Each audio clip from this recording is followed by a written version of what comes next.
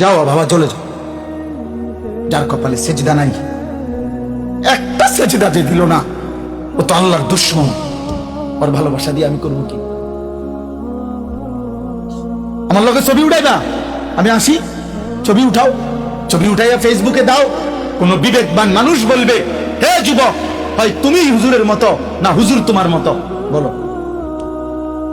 একটা করো, হয় হুজুরকে তোমার দিকে নাও, নয়তো তুমি হুজুরের দিকে আসো, একদিকে হও। বলবে না?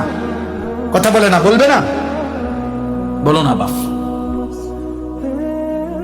অতএব আমি এটা বুঝাইতে চাইলাম, আপনাদের বাবাদেরকেও বললাম, আজ স্বার্থপর মা বাপ শুধু সম্পদের হিসাব মিলাইতেছেন। সম্পদ আপনার চোখের সামনে 20 বৎসর যার স্ত্রী পর্দা করে না, এটা কোনো বেড়ে? তুমি বেটা কোনো স্বামী বেটা কাপুরুষ তো এত কাপুরুষ হয় না বেটা। মুসলমান তো দূরে থাক, আত্মমর্যাদা যার আছে, আত্মসম্মান, আত্মবিবেক, তার স্ত্রী বুঝি, বেটি আমার বউ, আমি বিবাহ করলাম, হালাল পবিত্র স্ত্রী আমার, তোমার রং চায় রাস্তার বেড হইত, তোমার এটা কিতা, আমনি কিতা, আপনি প্লাস্টিক, আমি কিতা আসলে, আমি এটা কি জাতের বেড হইতাম? আপনার গায়রতে লাগে না?